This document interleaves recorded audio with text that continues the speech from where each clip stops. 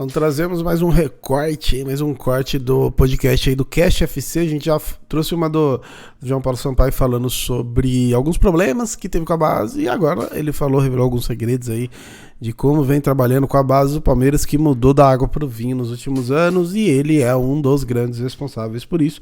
Obviamente que não fez tudo isso sozinho, mas é o nome forte aí, é o cara que responde quando dá ruim também responde, então quando dá bom também merece os elogios. Vamos ver o que ele falou aí sobre a base do Palmeiras e essa mudança aí nos últimos anos. Bora.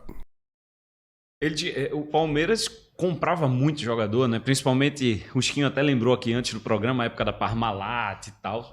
Tinha essa característica, né? Porque não tinha uma base forte, não tem uma tradição. Essa tradição tá começando agora, então não é fácil você mudar a tradição de um clube, que era um clube comprador, certo, de jogadores famosos, que a torcida, que todo mundo estava acostumado com isso, e começar a ver jovens criados em sua casa, identificados com o clube. Isso é mais prazeroso, eu acho, para o torcedor. E isso começou lá nesse profissionalismo que o clube, como um todo, iniciou em 2015. Né? Então, assim, a gente foi bem focado, principalmente no campo. Por exemplo, o Palmeiras ele tinha uma estrutura muito grande fora do campo. Serviço social, financeiro, administrativo, e no campo ele tinha pouca gente. E ninguém vai querer saber do que você está fazendo fora se o campo não chamar atenção. Pois é. É o que vai trazer torcida, é o que vai vender o clube, né? Não adianta, né? Eu sou bem claro, eu falo assim, ó, esse é o cartão de visita. E o cartão de visita nosso é o campo. Não adianta eu dar meu cartão e o campo lá, mas o Palmeiras não tem bons jogadores, o Palmeiras não tem bom trabalho, o Palmeiras não é referência. Então, o cartão de visita de qualquer clube é o campo. Sim. O clube de futebol é o campo. Se o campo está chamando a atenção, as outras áreas depois, com certeza, vão começar a aparecer também. Então, a gente focou muito nisso, a gente entrou principalmente na captação, né? Eu falo o seguinte, bons captadores e bons treinadores, é fácil depois ter bons resultados. Então, se você tiver essas duas áreas aí, independente, no Vitória a gente tinha um campo para treinar. E 7 categorias. Independente de estrutura, independente de financeiro, do que você tem, da marca do seu clube. Se você não tiver pessoas boas nessas duas áreas, você não forma jogadores, você não chama atenção. Você montou toda essa estrutura, né? Como é que foi montar essa rede de captação? Onde vocês têm gente, olheiro, enfim? Como é que funciona essa rede de captação?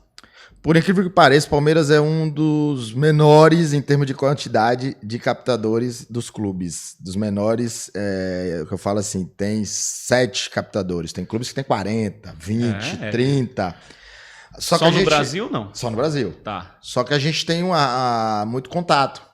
Por exemplo, eu sou do Nordeste, eu tenho treinadores que eu trouxe de lá, e aí a gente tem muito contato com o pessoal de lá, dos projetos, dos times. E aí também, além de você ter bons profissionais, você tem que ter boas pessoas. Tratar bem, simpatia. Isso faz com que quando o cara tenha um bom jogador, ele te ligue. Né? Então, assim, a gente tem muito contato, mas não tem muito em quantidade de captadores.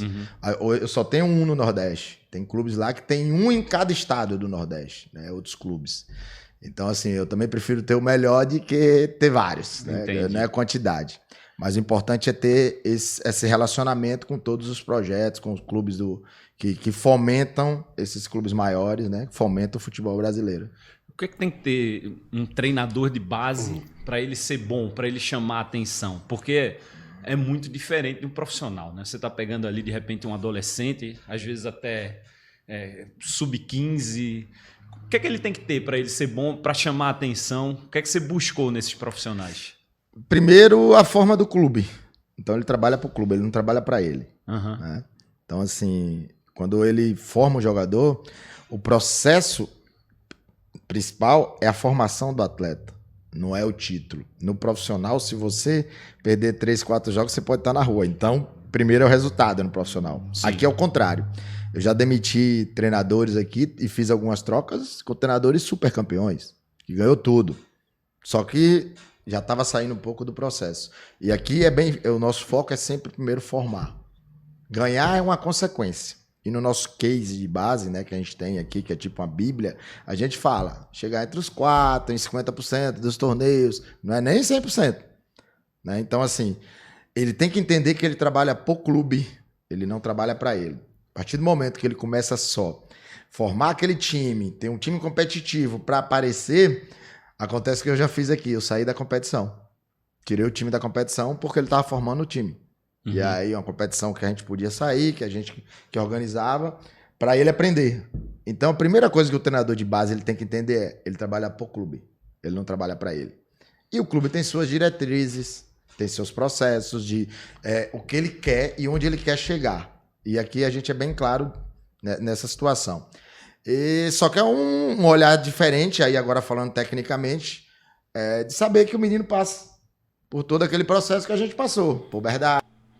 É isso, e depois ele fala aqui, inclusive já entrando no outro corte, aí você pode pular pro corte anterior, ou a entrevista completa no link na descrição, mas ele fala sobre esse lance dos técnicos, né, sobre a base, o que ele mudou ali da captação também dos olheiros, é muito louco, cara, ele realmente mudou, revolucionou a parada, e a gente tem sentido esse retorno dentro de campo na base, dentro de campo no profissional, né? Porque a molecada tá subindo no profissional já pronto, né? Você viu o Naves, teve a oportunidade esses dias, foi bem, o John, o Luiz Guilherme, hoje jogando, o Fabinho, os caras já chegam prontos, né? Eles, obviamente, que tem o processo de adaptação, mas já chegam muito mais prontos, né? E não sentem tanto o peso de chegar no profissional. Enfim, link na descrição da entrevista completa, deixa seu like, seu comentário aqui também, tamo junto.